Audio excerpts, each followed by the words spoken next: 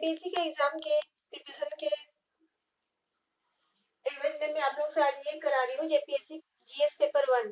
उसे मैं science, geography, history, civics जहाँ से मुझे इम्पोर्टेंट क्वेश्चन लगे वो मैंने नोट किया है और उसे आप याद कीजिए अच्छे से। मैं पहला क्वेश्चन ले रही हूँ जो साइंस का है कि प्रत्येक आवर्त का अंतिम सदस्य क्या होता है। जैसा कि आपको ऑब्जेक्टिव क्वेश्चन में यह आएगा कि प्रत्येक आवर्त का अंतिम सदस्य क्या होता है, तो वहां पर अगर हीलियम, नियन, आर्गन ये भी रहेगा ऑब्जेक्टिव में ऑप्शन में, तो आप उसे टिक कीजिएगा, क्योंकि प्रत्येक आवर्त का अंतिम सदस्य एक निष्क्रिय गैस होता है। जैसा कि निष्क्रिय गैस, अब मैं इसके बारे में कुछ बताना चाहूंगी कि जैसे कि आप लोग साइंस के स्टूडेंट हैं वो अच्छी तरह से परिचित होंगे कि निष्क्रिय गैस क्या होता है, जिसके अंतिम ऑर्बिट फुलफिल रहता है, जैसे कि हीलियम, नियन, ऑर्गन, जेनन, क्रिप्टन। तो फ्रेंड्स यहाँ से एक और क्वेश्चन बन सकता है कि प्रत्येक आवर्त का अंतिम सदस्य, जैसे मैंने ये क्वेश्चन लिया है तो आप ये क्वेश्चन आप एराइज कर सकते हैं कि प्रत्येक आवर्त का पहला सदस्य क्या होगा, तो एक बेस एलिमेंट होगा अर्थात एक क्षार धातु। तो आपके मन में ये होता क्षार धातु क्या होता है, तो जैसे सोडियम हाइड्रोक्साइड, एल्युमिनियम हाइड्रोक्साइड ये सब हमारे क्षार धातु हैं। तो आप इसे जरूर से याद रखिएगा कि प्रत्येक आवर्त का पहला मेंबर जो होता है वो एक क्षार धातु बेस एलिमेंट होता है और अंतिम एलिमेंट जो होता है वो हमारा एक निष्क्रिय गैस होता है। इसे अच्छी तरह से याद रखें। नेक्स्ट क्वेश्चन में लेती हूँ, बॉक्साइट का सबसे बड़ा उत्पादक राज्य भारत में कौन सा है, तो ये हमारा ओडिशा है। पहले ये उड़ीसा लिखा था लेकिन अब ये ओडिशा हो गया है, तो याद रखिएगा बॉक्साइट का सबसे बड़ा उत्पादक राज्य ओडिशा। नेक्स्ट क्वेश्चन लिए हैं, प्रसिद्ध शासक जिसने अपने जीवन के अंतिम समय में जैन धर्म ग्रहण किया, ये कौन से शासक है, तो ये चंद्रगुप्त द्वितीय, चंद्रगुप्त मौर्य, इन्हें आप याद रखिएगा। और नेक्स्ट क्वेश्चन लेती हूँ, जैसे वंदे मातरम, ये नारा जैसे आपने गणतंत्र दिवस में 15 अगस्त में ये आप नारा सुने होंगे कि वंदे मातरम, तो ये नारा किसने दिया है, ये नारा तो अब किसने दिया, लेकिन ये अपनाया कब है, तो ये नारा अपनाया गया है 1905 में बंगाल विभाजन के समय। नेक्स्ट क्वेश्चन मैं साइंस से लेती हूँ कि सिरके का पीएच मान क्या होता है, तो सिरके का पीएच मान 3 होता है। यहाँ मैं बताना चाहूंगी क्योंकि साइंस से रिलेटेड है, पीएच का फुल फॉर्म होता है पोटेंशियल ऑफ हाइड्रोजन। जैसा कि यहाँ बताया गया कि सिरके का पीएच मान 3 है, यानी कि सिरका एसिडिक नेचर का है। मैं ये बताना चाहूंगी कि जिस किसी का भी मान, पीएच पोटेंशियल ऑफ हाइड्रोजन का एक स्केल होता है, जहाँ 7 जिसका भी मान रहता है वो न्यूट्रल होता है ना, वो एसिडिक रहता है ना बेस, यानी कि हम लोग का जो वाटर रहता है वो हम लोग का वाटर का वैल्यू पीएच वैल्यू जो होता है 7 होता है, तो वो न्यूट्रल रहता है। और जिस किसी का भी पीएच वैल्यू 7 से नीचे रहा वो एसिडिक इन नेचर और ज्यादा रहा तो बेस रहता है। यहाँ पर मैं एक और क्वेश्चन मेंशन करना चाहूंगी कि मानव रक्त का पीएच वैल्यू वो किस नेचर का होता है, तो वो बेस नेचर का होता है, उसका वैल्यू होता है 7.4।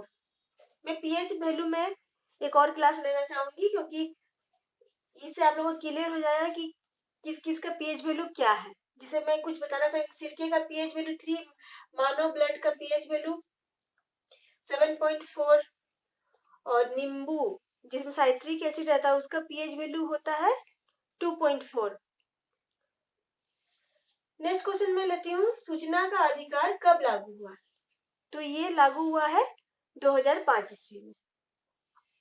नेक्स्ट क्वेश्चन लेती हूँ, गांधी इनोवेशन जो जिसे गांधी नवाचार भी बोलते हैं, ये जो पेपर में भी आप पढ़ते हैं, ये क्या स्कीम है, गांधी इनोवेशन क्या है, ये योजना क्या है, तो ये योजना है कम निवेश से अधिक उत्पादन अधिक लोगों के लिए।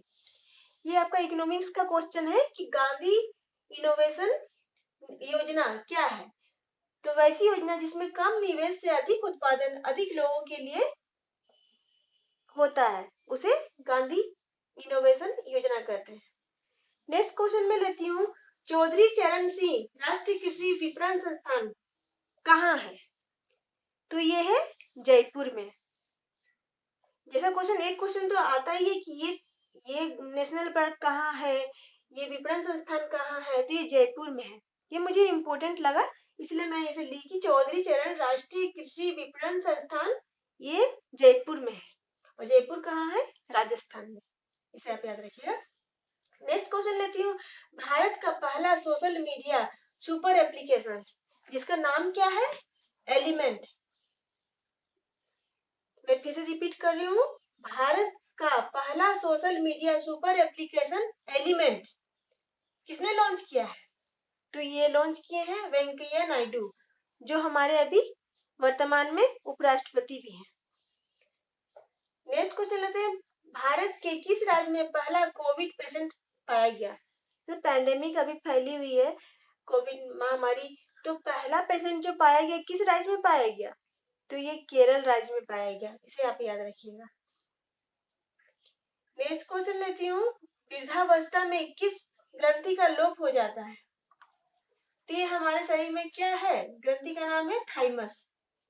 इसे आप नोट कर लीजिए कि वृद्धावस्था में थाइमस ग्रंथि का लोप हो जाता है। नेक्स्ट क्वेश्चन में लेती हूँ, हिस्ट्री से है, अशोक ने जगह जगह जाकर शिक्षा के प्रचार प्रसार के लिए अधिकारियों की नियुक्ति की, तो उन अधिकारियों को क्या कहा जाता है? जैसा कि अभी हमने स्कूल में जो पढ़ाते हैं उन्हें क्या कहते हैं? टीचर। लेकिन अशोक के समय में उन्होंने जगह जगह जाकर शिक्षा के प्रचार प्रसार के लिए कुछ अधिकारी नियुक्त किए, उनको क्या कहा जाता है? तो उनको धम्म महामात्य कहा जाता है। इसे इम्पोर्टेंट क्वेश्चन बोल के आप टिक कर लीजिए, आ सकते हैं कि शिक्षा अधिकारियों की जो नियुक्ति की अशोक ने, उनको धम्म महामात्य कहा जाता है। नेक्स्ट है, भारत क्रांति की माँ। भारत क्रांति की माँ, यह उपाधि किसे दी गई है? तो यह उपाधि दी गई है मैडम भीकाजी कामा। याद रखिएगा। नेक्स्ट क्वेश्चन है, रक्तहीन क्रांति। किस क्रांति को रक्तहीन क्रांति कहा गया है? तो ये कहा गया भूदान ग्रामदान आंदोलन। अच्छा, ये भूदान ग्रामदान आंदोलन वही आंदोलन है जिसे B.R. अम्बेडकर ने शुरू किया था। ओके फ्रेंड्स, नेक्स्ट क्वेश्चन मैं लेती हूँ, कावेरी नदी का उद्गम स्थल कहाँ है? तो ये है कर्नाटक में। इसे आप याद रखिएगा कि कावेरी नदी का उद्गम स्थल कर्नाटक में है। नेक्स्ट क्वेश्चन भी लेती हूँ, क्योंकि उद्गम स्थल से अधिकतर क्वेश्चन आते हैं हमारे एग्जाम में, तो ये मैं कुछ नदियां ली हूँ जिनका उद्गम स्थल मैं बता रही हूँ। कावेरी नदी का उद्गम स्थल है कर्नाटक में, गोदावरी नदी का उद्गम स्थल है महाराष्ट्र में। नेक्स्ट क्वेश्चन मैं ले रही हूँ, कावेरी नदी का उद्गम स्थल कर्नाटक में, गोदावरी नदी का उद्गम स्थल महाराष्ट्र में, ताप्ती नदी का उद्गम स्थल मध्य प्रदेश, और महानदी नदी का उद्गम स्थल कहाँ है? छत्तीसगढ़। तो इन नदियों को अच्छी तरह से याद रखिएगा, कुछ ट्रिक से भी याद रखिएगा, जैसे कावेरी कर्नाटक, गोदावरी महाराष्ट्र, ताप्ती मध्य प्रदेश, महानदी छत्तीसगढ़। उद्गम स्थल अर्थात ये वहां से निकलती है। नेक्स्ट में एक क्वेश्चन ली हूँ कि लोथल जो पुराने जमाने में कि यहाँ भंडार गृह और इमारत और बंदरगाह भी प्राप्त हुए हैं, जो कि गुजरात में अवस्थित है। ये कहाँ अवस्थित है गुजरात में? तो ये भोगवा नदी के तट पर अवस्थित है लोथल, जो हमारा बंदरगाह अभी भी है वहां पर। तो लोथल कहाँ है? तो गुजरात में, और ये भोगवा नदी के किनारे अवस्थित है। तो फ्रेंड्स, आज तक यही रखती हूँ, मिलते हैं नेक्स्ट क्लास में।